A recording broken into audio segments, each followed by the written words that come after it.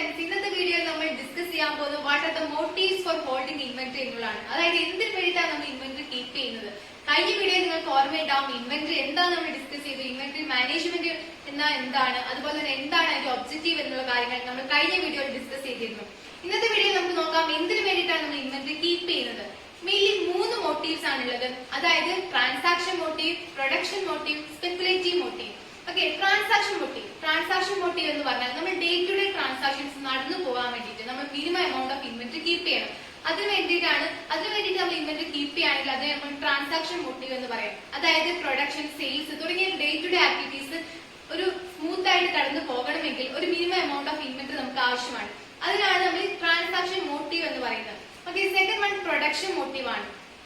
അതായത് production motive എന്ന് പറഞ്ഞാൽ ഒരു അൺഎക്സ്പെക്ടഡ് അല്ലെങ്കിൽ അൺസർട്ടൈൻ നീഡ് നമുക്ക് വന്നു, ഒരു അൺഫോഴ്സിൻ നീഡ് അല്ലെങ്കിൽ അൺഫോഴ്സിൻ എമർജൻസി വന്നുവെങ്കിൽ നമുക്ക് ഒരു സെർട്ടൈൻ ലെവൽ ഓഫ് ഇൻവെന്ററി ആവശ്യമായിട്ട് വരും. കാരണം ഒരു സ്ട്രൈക്ക് വരുന്നത് വിചാരിക്കുക. അപ്പൊ സ്ട്രൈക്ക് വരുന്ന സമയത്ത് നമ്മുടെ കയ്യിൽ ഇൻവെന്ററി ഇല്ല എങ്കിൽ എന്ത് സംഭവിക്കും, നമ്മുടെ പ്രൊഡക്ഷൻ അവിടെ ഡിലേ ആവുന്ന ഒരു സിറ്റുവേഷൻ ഉണ്ടാവും. അപ്പൊ നമുക്ക് അവോയ്ഡ് ചെയ്യാൻ വേണ്ടിയിട്ട് നമുക്ക് ഒരു സെർട്ടൈൻ ലെവലിൽ ഇൻവെന്ററി കീപ്പ് ചെയ്യേണ്ടതായിട്ട് വരും. അതിനെയാണ് നമ്മൾ എന്ത് പറയാ, പ്രൊഡക്ഷൻ മോട്ടീവ് എന്ന് പറയാം. ആ പേര് വരാൻ തന്നെ കാരണം പ്രൊഡക്ഷൻ ഡിലേ ആകാതിരിക്കാൻ വേണ്ടിയിട്ട് നമ്മൾ ഒരു സെർട്ടൈൻ ലെവലിൽ ഇൻവെന്ററി കീപ്പ് ചെയ്യുന്നത് കൊണ്ടാണ് അതിനെ നമ്മൾ പ്രൊഡക്ഷൻ മോട്ടീവ് എന്ന് പറയുന്നത്. ഓക്കെ, തേർഡ് മോട്ടീവ് എന്ന് പറഞ്ഞാൽ സ്പെക്കുലേറ്റീവ് മോട്ടീവ് ആണ്.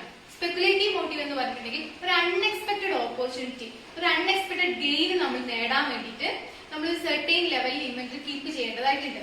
അതായത് ഇപ്പൊ ഒരു പ്രൊഡക്റ്റിന്റെ വില കുറഞ്ഞു നിൽക്കുന്ന സിറ്റുവേഷൻ ആണെന്ന് വിചാരിക്കാം. നമ്മൾ പ്രെഡിക്റ്റ് ചെയ്യുകയാണെങ്കിൽ ഫ്യൂച്ചറിൽ ഇതിന്റെ വില കൂടാൻ സാധ്യതയുണ്ട് എന്ന്. അപ്പൊ നമുക്ക് എന്ത് ചെയ്യാൻ പറ്റും, ലാർജ് ക്വാണ്ടിറ്റിയിൽ വില കുറഞ്ഞ സമയത്ത് വാങ്ങി വെക്കാൻ പറ്റും. ഓക്കെ, അപ്പൊ നമുക്കൊരു സേവിങ്സ്, ഒരു ലാഭം നമുക്ക് കിട്ടുന്നില്ലേ.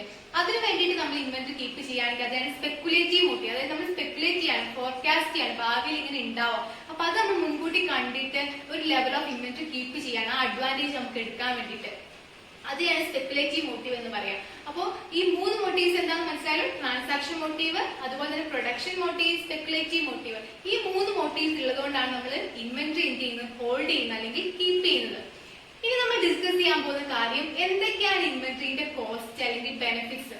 ഏതൊരു കാര്യത്തിനും മെറിറ്റ്സും ഡിമെറിറ്റ്സും ഉണ്ടാവുമല്ലോ. അപ്പൊ ഇൻവെന്ററി ഹോൾഡ് ചെയ്യുന്നത് മൂലം നമുക്ക് എന്തൊക്കെ ബെനിഫിറ്റ്സ് ആണ് ഉണ്ടാകുന്നത്, അതുപോലെ തന്നെ എന്തൊക്കെ കോസ്റ്റ് ആണ് ഉണ്ടാകുന്നത് എന്നുള്ള കാര്യമാണ്. ഓക്കെ, അപ്പൊ നമുക്ക് ഫസ്റ്റ് നോക്കാം what are benefits for holding inventories. Okay, inventories hold ചെയ്യുന്നത് മൂലം നമുക്ക് എന്തൊക്കെ ബെനിഫിറ്റ്സ് ആണ് ഉണ്ടാകുന്നത്. ഓക്കെ, ഫസ്റ്റ് പോയിന്റ് എന്ന് പറഞ്ഞാൽ ടു എൻഷുർ അൺഇന്ററപ്റ്റഡ് പ്രൊഡക്ഷൻ.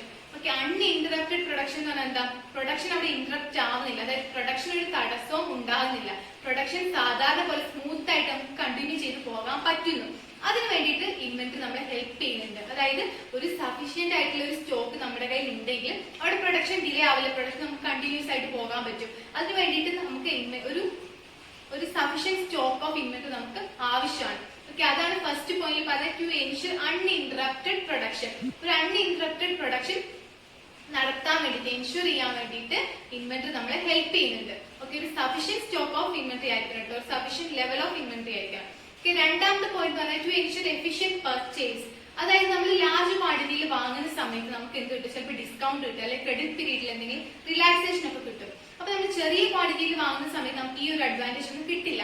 അപ്പൊ നമ്മൾ ഒരു ക്വാണ്ടിറ്റി മെയിൻറ്റെയിൻ ചെയ്യുന്ന പോലെ, ഒരു ലാർജ് സ്റ്റോക്ക് നമ്മൾ മെയിൻറ്റെയിൻ ചെയ്യുന്നത് പോലെ നമുക്ക് അവിടെ എന്ത് കിട്ടുന്നു, ഡിസ്കൗണ്ട്, ക്രെഡിറ്റ് പീരീഡിൽ ചിലപ്പോൾ റിലാക്സേഷൻ പോലെയുള്ള കാര്യങ്ങളൊക്കെ കിട്ടാൻ സാധ്യതയുണ്ട്. അതാണ് പറഞ്ഞത് ടു എൻഷുർ എഫിഷ്യന്റ് പർച്ചേസ്. അവിടെ നമ്മൾ നടത്തുന്ന എന്താ, ഒരു എഫിഷ്യന്റ് ആയിട്ടുള്ള പർച്ചേസ് ആണ്. സാധാരണ നമ്മൾ വാങ്ങുമ്പോൾ ചിലപ്പോൾ ഡിസ്കൗണ്ട് കിട്ടിയെന്ന് വരില്ല, അല്ലെങ്കിൽ ക്രെഡിറ്റ് പീരീഡിൽ ഒരു റിലാക്സേഷൻ കിട്ടിയെന്ന് വരില്ല, പെട്ടെന്ന് തന്നെ ഓൺ ക്യാഷിൽ തന്നെ ചിലപ്പോൾ വാങ്ങേണ്ടതായിട്ടൊക്കെ വരും. ഓക്കെ, അപ്പൊ നമ്മള് ഒരു ലാർജ് ക്വാണ്ടിറ്റിയിൽ വാങ്ങുന്ന സമയത്ത് നമുക്ക് ഡിസ്കൗണ്ട് കിട്ടുന്നുണ്ട്, അതുപോലെ തന്നെ ക്രെഡിറ്റ് പീരീഡ് എക്സ്റ്റെൻഡ് ചെയ്ത് കിട്ടാനുള്ള സാധ്യതയുണ്ട്. അപ്പൊ ഒരു എഫിഷ്യന്റ് പർച്ചേസ് നടത്താൻ വേണ്ടിയിട്ട് നമ്മളെ ഹെൽപ്പ് ചെയ്യുന്നു ഒരു സഫീഷ്യന്റ് ആയിട്ടുള്ള ലെവൽ ഓഫ് ഇൻവെന്ററി എന്നുള്ളത്. ഓക്കെ, തേർഡ് പോയിന്റ് എന്ന് പറഞ്ഞിട്ടുണ്ടെങ്കിൽ ടു എൻഷുർ ഇൻഡിപെൻഡന്റ് സെയിൽസ് ആണ്. അതായത് ഇപ്പൊ നമ്മളൊരു ഓർഡർ കിട്ടി അപ്പൊ തന്നെ ചിലപ്പോൾ നമുക്ക് പ്രൊഡക്ഷൻ നടത്താൻ സാധിക്കില്ല. അപ്പൊ സാധാരണ ബിസിനസ് ഒക്കെ എന്താ ചെയ്യുക, ഒരു level of finished goods stock ചെയ്ത് വെക്കും, പെട്ടെന്ന് ആൾക്കാർ ഓർഡർ ചെയ്തിട്ടുണ്ടെങ്കിൽ കൊടുക്കാൻ വേണ്ടിയിട്ട്. പറഞ്ഞാൽ മനസ്സിലായാലോ, ഓർഡർ ചെയ്ത ഉടനെ ചിലപ്പോൾ നമുക്ക് പ്രൊഡക്ഷൻ തുടങ്ങാൻ പറ്റിയെന്ന് വരില്ല. അപ്പൊ നമ്മൾ എന്താ ചെയ്യാറ്, സാധാരണ ഫിനിഷ്ഡ് സ്റ്റോക്ക്, അതായത് പ്രൊഡക്ഷൻ കംപ്ലീറ്റ് ആയ സാധനം അത് നമ്മളൊരു ലെവലിൽ മെയിൻറ്റെയിൻ ചെയ്യാറുണ്ട്. പെട്ടെന്ന് എന്തെങ്കിലും ഒരു ഓർഡർ വന്നിട്ടുണ്ടെങ്കിൽ സെയിലിന് വേണ്ടിയിട്ട്. ഓക്കെ, അപ്പൊ അതാണ് പറയുന്നത് ടു എൻഷുർ ഇൻഡിപെൻഡന്റ് സെയിൽ. അപ്പൊ നമ്മൾ അവിടെ എന്ത് ഫിനിഷ്ഡ് ഗുഡ്സ് ഒരു ലെവൽ ഓഫ് ഇൻവെന്ററി അല്ലെങ്കിൽ ഒരു ഫോം ഓഫ് ഇൻവെന്ററി ആണ് ഞാൻ കഴിഞ്ഞ ക്ലാസ്സിൽ പറഞ്ഞിട്ടുണ്ടായിരുന്നു. അപ്പൊ ഇവിടെ ഫിനിഷ്ഡ് ഗുഡ്സിന്റെ ഇൻവെന്ററി നമ്മൾ കീപ്പ് ചെയ്യുന്നത് മൂലം നമുക്ക് സെയിൽ മിസ് ആവുന്നില്ല. ഓക്കെ, ഓക്കെ, അതാണ് പറഞ്ഞത് ടു എൻഷുർ ഇൻഡിപെൻഡന്റ് സെയിൽ എന്നുള്ളത്. ലാസ്റ്റ് പോയിന്റ് ആണല്ലോ, ലാസ്റ്റ് ബെനിഫിറ്റ് ആണ് ഗുഡ് വിൽ വിത്ത് കസ്റ്റമേഴ്സ്. അതായത് കസ്റ്റമേഴ്സിന്റെ ഡിമാൻഡ്, അവരുടെ നീഡ് കറക്റ്റ് ടൈമിൽ മീറ്റ് ചെയ്യാൻ പറ്റുമ്പോൾ ആ ബിസിനസിനെ പറ്റിയിട്ട് കസ്റ്റമേഴ്സിന്റെ മൈൻഡിൽ ഒരു നല്ലൊരു ഇമേജ് ആയിട്ട് ഒരു നല്ലൊരു ഗുഡ് വിൽ ക്രിയേറ്റ് ചെയ്യാൻ പറ്റും. അതായത് അതുപോലെ തന്നെ കസ്റ്റമർ ലോയാലിറ്റി നമുക്ക് ക്രിയേറ്റ് ചെയ്യാൻ പറ്റും. ഓക്കെ, അതായത് നമ്മുടെ അടുത്ത് ഒരു കസ്റ്റമർ ഒരു സാധനം വാങ്ങാൻ വരുമ്പോൾ അതിന്റെ സ്റ്റോക്ക് നമ്മുടെ കയ്യിൽ ഇല്ല എന്ന് പറയുമ്പോൾ നമ്മളെ പറ്റി ഒരു ബാഡ് ഇമേജ് ആണ് കസ്റ്റമേഴ്സിന്റെ മൈൻഡിൽ ഉണ്ടാവുക. അപ്പൊ അത് ഒഴിവാക്കാൻ ഏത് ഹെൽപ്പ് ചെയ്യുന്നു? നമ്മളൊരു സഫീഷ്യന്റ് ലെവലിൽ ഇൻവെന്ററി കീപ്പ് ചെയ്യുമ്പോൾ അത് റിമൂവ് ചെയ്യാൻ നമുക്ക് പറ്റും, അത് അവോയ്ഡ് ചെയ്യാൻ നമുക്ക് പറ്റും. ഓക്കെ, ഇപ്പൊ നമ്മൾ ഡിസ്കസ് ചെയ്ത ബെനിഫിറ്റ്സ് ഓഫ് ഇൻവെന്ററീസ് ആണ്. അതായത് ഇൻവെന്ററിയുടെ ബെനിഫിറ്റ്, ഇൻവെന്ററി കീപ്പ് ചെയ്താൽ നമുക്ക് എന്തൊക്കെ മെച്ചമാണ് ഉണ്ടാകുന്നതാണ്. അതായത് പ്രൊഡക്ഷൻ ഡിലേ ആവില്ല, അതുപോലെ തന്നെ സെയിൽ പെട്ടെന്ന് ഇപ്പൊ ഒരു ഓർഡർ കിട്ടി, പ്രൊഡക്ഷൻ നടത്താൻ പറ്റിയില്ലെങ്കിൽ നമുക്ക് ഒരു ഫിനിഷ്ഡ് ഗുഡ്സിന്റെ സ്റ്റോക്ക് ഉണ്ടെങ്കിൽ നമുക്കത് മീറ്റ് ചെയ്യാൻ പറ്റും. അതുപോലെ തന്നെ കസ്റ്റമേഴ്സുമായിട്ട് ഒരു ഗുഡ് വിൽ, കസ്റ്റമേഴ്സിന്റെ മൈൻഡിൽ ഒരു ഗുഡ് വില്ല് ക്രിയേറ്റ് ചെയ്യാൻ കഴിയും. ഇതൊക്കെ നമ്മൾ പറയുന്ന ബെനിഫിറ്റ്സ് ആണ് ഇൻവെന്ററി കീപ്പ് ചെയ്യുന്നത് മൂലം. ഇനി നമ്മൾ പറയാൻ പോകുന്നത് കോസ്റ്റ് ആണ്. എന്തൊക്കെ കോസ്റ്റ് ഉണ്ടാവും ഇൻവെന്ററി കീപ്പ് ചെയ്യുമ്പോൾ? മെയിൻലി 3 കോസ്റ്റ് ആണുള്ളത്. അതായത് ordering cost, carrying cost, stock out cost. Okay, ordering cost ആ പേര് പോലെ തന്നെ നമ്മൾ ഓർഡർ പ്ലേസ് ചെയ്യുമ്പോൾ വരുന്ന കോസ്റ്റ് ആണിത്. അതിൽ പ്രധാനമായിട്ട് വരുന്ന കോസ്റ്റ് എന്ന് പറഞ്ഞിട്ടുണ്ടെങ്കിൽ പർച്ചേസ് ഓർഡർ പ്രിപ്പയർ ചെയ്യുമ്പോൾ വരുന്ന കോസ്റ്റ്, അതുപോലെ തന്നെ ഡോക്യുമെന്റേഷന്റെ കോസ്റ്റ്, അതുപോലെ ട്രാൻസ്പോർട്ടേഷൻ കോസ്റ്റ്, ഇങ്ങനെയുള്ള കാര്യങ്ങളാണ് ഈ ഓർഡറിംഗ് കോസ്റ്റിൽ വരുന്നത്. അതായത് നമുക്ക് പെട്ടെന്ന് വേണമെങ്കിൽ ഓർത്ത് വെക്കാം, സാധനം കസ്റ്റമേഴ്സിന്റെ അടുത്ത് എത്തുന്നോടെ വരെയുള്ള കോസ്റ്റ്, അതാണ് മെയിൻലി ഏതിൽ വരിക? ഓർഡറിംഗ് കോസ്റ്റിൽ വരിക. ഓക്കെ, രണ്ടാമത്തെ കോസ്റ്റ് എന്ന് പറഞ്ഞിട്ട് ക്യാരിയിങ് കോസ്റ്റ് ആണ്. അതായത് ഹോൾഡ് ചെയ്യണം, നമ്മൾ വാങ്ങിയ സാധനം ഇൻവെന്ററി അല്ലെങ്കിൽ ഗുഡ്സ് സ്റ്റോക്ക് ചെയ്യാൻ വേണ്ടിയിട്ട് നമുക്ക് എത്രത്തോളം കോസ്റ്റ് വരുന്നുണ്ട്. ചിലപ്പോൾ നമുക്ക് അത് സ്റ്റോക്ക് ചെയ്യാൻ വേണ്ടി വെയർ ഹൗസ് വേണ്ടി വരും, ആ വെയർ ഹൗസിന് റെന്റ് വേണ്ടി വരും, ലൈറ്റിംഗ് കാര്യങ്ങള്, അതുപോലെ തന്നെ അതിന് പ്രൊട്ടക്ഷൻ വേണ്ടിയിട്ട് ഇൻഷുറൻസ് എടുക്കേണ്ടി വരും. അപ്പൊ ഇൻഷുറൻസ് എന്ന് പറയുന്ന കോസ്റ്റ്, ഇങ്ങനെ അത് കീപ്പ് ചെയ്യാൻ വേണ്ടി, അത് ഹോൾഡ് ചെയ്യാൻ വേണ്ടിയിട്ട് നമുക്ക് എന്തൊക്കെ കോസ്റ്റ് വരുന്നുണ്ട്, അതാണ് carrying cost. Okay, third one ആണ് സ്റ്റോക്ക് ഔട്ട് കോസ്റ്റ്. ആ പേരിൽ തന്നെ ഉണ്ട് സ്റ്റോക്ക് ഔട്ട് ആകുമ്പോഴുള്ള കോസ്റ്റ്. അതായത് ഇപ്പൊ ഒരു കസ്റ്റമർ ഒരു സാധനം വാങ്ങാൻ വന്നു, നമ്മുടെ കയ്യിൽ ആ സാധനം ഇല്ല, അപ്പൊ നമുക്ക് അവിടെ എന്ത് നഷ്ടമായി? സെയിൽ നഷ്ടമായി, പ്രോഫിറ്റ് മിസ്സായി. അങ്ങനെ നമ്മൾ മിസ്സാവുന്ന പ്രോഫിറ്റിനെയാണ് ഇവിടെ കോസ്റ്റ് എന്നതുകൊണ്ട് ഉദ്ദേശിക്കുന്നത്. ഓക്കെ, ലോസ് ഓഫ് പ്രോഫിറ്റ് അല്ലെങ്കിൽ ലോസ് ഓഫ് സെയിൽ ആണ് due to lack of stock. നമ്മുടെ കയ്യിൽ സ്റ്റോക്ക് ഇല്ലാത്തത് മൂലം നമുക്ക് നഷ്ടമാകുന്ന സെയിലിനെ അല്ലെങ്കിൽ പ്രോഫിറ്റിനെയാണ് സ്റ്റോക്ക് ഔട്ട് കോസ്റ്റ് എന്ന് പറയുന്നത്. ഇത് നമ്മൾ ഷോർട്ടേജ് കോസ്റ്റ് എന്ന് പറയാറുണ്ട്. കാരണം നമ്മുടെ കയ്യിൽ സാധനം ഇല്ലാത്തത് മൂലം വന്ന കോസ്റ്റ് അല്ലേ, അതായത് സാധനം ഷോർട്ട് ആയത് മൂലം, അതുകൊണ്ട് ഷോർട്ടേജ് കോസ്റ്റ് എന്ന് പറയാറുണ്ട്. അതുപോലെ ഓർഡറിംഗ് കോസ്റ്റ് നമ്മൾ അക്വിസിഷൻ കോസ്റ്റ് അല്ലെങ്കിൽ സെറ്റപ്പ് കോസ്റ്റ് എന്ന് പറയാറുണ്ട് കേട്ടോ. ഈ 3 കോസ്റ്റ് ആണ് നമ്മൾ ഡിസ്കസ് ചെയ്ത. ഓർഡറിംഗ് കോസ്റ്റ് എന്താണ്, ക്യാരിയിങ് കോസ്റ്റ് എന്താണ്, സ്റ്റോക്ക് ഔട്ട് കോസ്റ്റ് എന്താണ്. ഇനി നമ്മൾ ഡിസ്കസ് ചെയ്യാൻ പോകുന്നത് എത്രത്തോളം ലെവൽ ഇൻവെന്ററി നമ്മൾ കീപ്പ് ചെയ്യണം എന്നതിനെ ഡിറ്റർമൈൻ ചെയ്യുന്ന ഫാക്ടേഴ്സ് ആണ്. ഫാക്ടേഴ്സ് ഡിറ്റർമൈനിങ് ഇൻവെന്ററി ലെവലാണ്. ഓക്കെ, അതാണ് നമ്മൾ ഡിസ്കസ് ചെയ്യാൻ പോകുന്നത്. ചില കാര്യങ്ങളുണ്ട്, ആ ലെവൽ, ആ ഒരു ഫാക്ടേഴ്സ് അനുസരിച്ചിട്ട് നമ്മൾ എത്രത്തോളം ഇൻവെന്ററി കീപ്പ് ചെയ്യണം എന്നതിൽ വ്യത്യാസം ഉണ്ടാകാം. First one nature of business ആണ്. അതായത് ബിസിനസ് പല ടൈപ്പ് ഉണ്ട്. മാനുഫാക്ചറിംഗ് കൺസേൺസ് ഉണ്ടാവും, അതുപോലെ പബ്ലിക് യൂട്ടിലിറ്റി കൺസേൺ, അതായത് നമ്മുടെ ട്രാൻസ്പോർട്ട്, ഇലക്ട്രിസിറ്റി പോലെയുള്ള കാര്യങ്ങളൊക്കെ. ഓക്കെ, ഇപ്പൊ മാനുഫാക്ചറിംഗ് കൺസേണിനെ സംബന്ധിച്ച് ഇൻവെന്ററി വളരെ ഇമ്പോർട്ടന്റ് ആണ്. കാരണം അവർക്ക് പ്രൊഡക്ഷൻ നടത്തണമെങ്കിലൊക്കെ ഇൻവെന്ററി വേണം അല്ലെ. അപ്പോ മാനുഫാക്ചറിംഗ് കൺസേൺസിലാണ് ഇൻവെന്ററിയുടെ ലെവൽ കൂടുതലാണ് വേണ്ടി വരും. പബ്ലിക് യൂട്ടിലിറ്റി കൺസേൺസ് ആണെങ്കിൽ അവർക്ക് ഇൻവെന്ററി ലെവൽ വളരെ കുറവായിരിക്കും. ഓക്കെ, അപ്പൊ നേച്ചർ ഓഫ് ബിസിനസ്, ബിസിനസിന്റെ നേച്ചറിനനുസരിച്ചിട്ട് ഇൻവെന്ററി എത്രത്തോളം കീപ്പ് ചെയ്യണം എന്നുള്ളതിൽ വ്യത്യാസം ഉണ്ടാകും. രണ്ടാമത്തെ ഒരു നേച്ചർ ഓഫ് പ്രൊഡക്റ്റ് ആണ്. പ്രൊഡക്റ്റിന്റെ നേച്ചർ അനുസരിച്ച്, നേരത്തെ പറഞ്ഞ ബിസിനസിന്റെ നേച്ചറിനനുസരിച്ചായിരുന്നു, ഇപ്പൊ പറയുന്ന പ്രൊഡക്റ്റിന്റെ നേച്ചറിനനുസരിച്ചിട്ട് എത്രത്തോളം ഇൻവെന്ററി കീപ്പ് ചെയ്യണം എന്നതിൽ വ്യത്യാസം വരാം. അതായത് നമുക്കറിയാം പെരിഷബിൾ ഗുഡ്സ്, അതായത് വെജിറ്റബിൾസ്, ഫ്രൂട്ട്സ്, ഇതൊക്കെ നമ്മൾ ലാർജ് ക്വാണ്ടിറ്റിയിൽ വാങ്ങി വെക്കുമോ?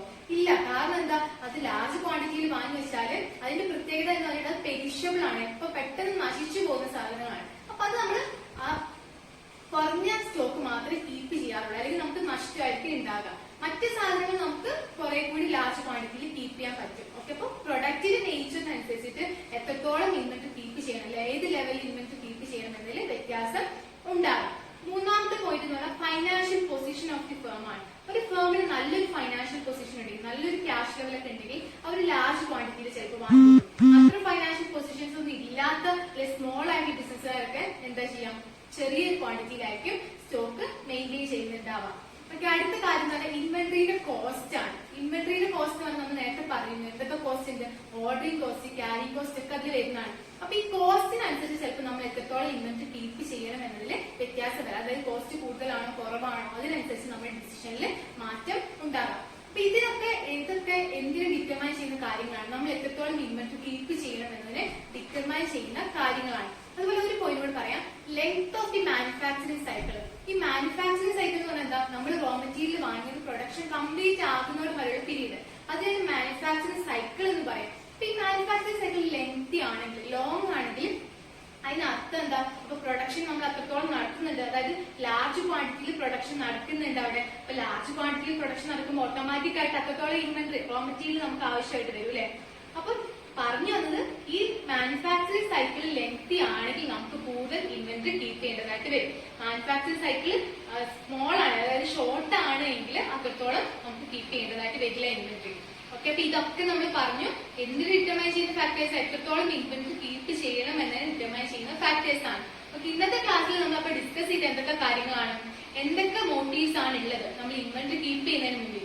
അതായത് 3 മോട്ടീവ്സ് ആണുള്ളത്, transaction motive, production motive, speculative motive. പിന്നെ നമ്മൾ ഡിസ്കസ് ചെയ്ത് ഇൻവെന്ററിയുടെ ബെനിഫിറ്റ്സ് എന്താണ്, ഇൻവെന്ററി ഹോൾഡ് ചെയ്യുന്നത് മൂലം എന്തൊക്കെ ബെനിഫിറ്റ്സ് ആണ് ഉണ്ടാകുന്നത്, എന്തൊക്കെ കോസ്റ്റ് ആണ് ഉണ്ടാകുന്നത്. ഓക്കെ, ബെനിഫിറ്റ്സ് നമ്മൾ ഡിസ്കസ് ചെയ്ത് കോസ്റ്റ് പ്രധാനമായിട്ട് 3 കോസ്റ്റ് ആണ് പറഞ്ഞത്, ordering cost, carrying cost, stock out cost. പിന്നെ നമ്മൾ ഇപ്പൊ ഡിസ്കസ് ചെയ്ത എന്തൊക്കെ ഫാക്ടേഴ്സ് ബാധിക്കും ഇൻവെന്ററി ലെവലിനെ, അതായത് എത്രത്തോളം ഇൻവെന്ററി കീപ്പ് ചെയ്യണം എന്നതിനെ ബാധിക്കുന്ന ഫാക്ടേഴ്സ് എന്തൊക്കെയാണ്. അതിൽ വരുന്നതായിരുന്നു ബിസിനസിന്റെ നേച്ചർ എന്താണ്, അതുപോലെ പ്രൊഡക്റ്റിന്റെ നേച്ചർ എന്താണ്, ഒരു ബിസിനസിന്റെ ഫൈനാൻഷ്യൽ പൊസിഷൻ എങ്ങനെയാണ്, ഇൻവെന്ററിയുടെ കോസ്റ്റ് എങ്ങനെയാണ്, മാനുഫാക്ചറിംഗ് സൈക്കിളിന്റെ ലെങ്ത് എങ്ങനെയാണ്, ഇങ്ങനെയുള്ള കാര്യങ്ങളൊക്കെ. ഓക്കെ, അപ്പൊ ഈ പോയിന്റുകളെല്ലാം നിങ്ങൾ ക്ലിയർ ആയിട്ടുണ്ടെന്ന് വിചാരിക്കുന്നു. ഇനി അടുത്ത ക്ലാസ്സിൽ നമുക്ക് എങ്ങനെയൊക്കെ ഇൻവെന്ററി മാനേജ് ചെയ്യാം, അതിന് എന്തൊക്കെ ടെക്നിക്സ് ആണുള്ളത് എന്നത് നമുക്ക് ഡിസ്കസ് ചെയ്യാം. ഓക്കെ, അതുവരേക്കും ബൈ.